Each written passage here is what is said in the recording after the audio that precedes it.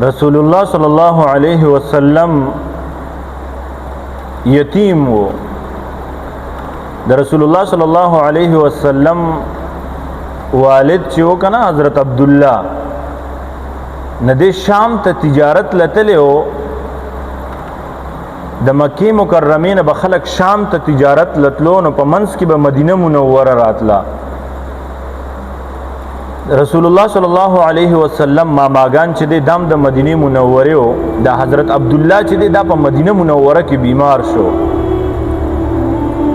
او فرمای دومره بیمار شو چې په مدینه منوره کې د رسول الله صلی الله علیه وسلم والد حضرت عبدالله وفات شو التکی او التکی تدفین شو. رسول الله صلی الله علیه وسلم یتیم پاتې شو، لا پیدا شوی نو رسول الله صلی الله علیه وسلم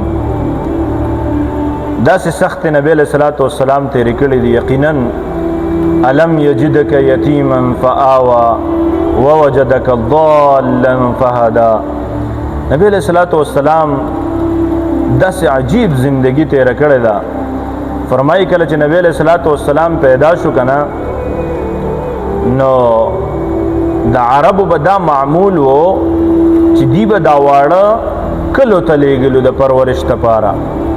او د کلو نه به زنانه راتلې د دې دپاره چې ماشومان هغوی ځان سره ماشومان بوځي او هغوی ته به قیمت د هغې میلاوېدو، هغه به رضایي میندې جوړې دی. رسول الله صلی الله علیه وسلم خو یتیم و او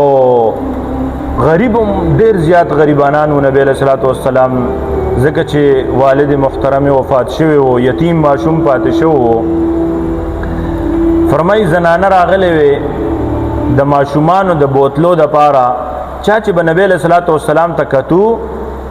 نو هغوی به وی یاره دا خو یتیم دی، دی به موږ له په دې بدله کې څه راکړي.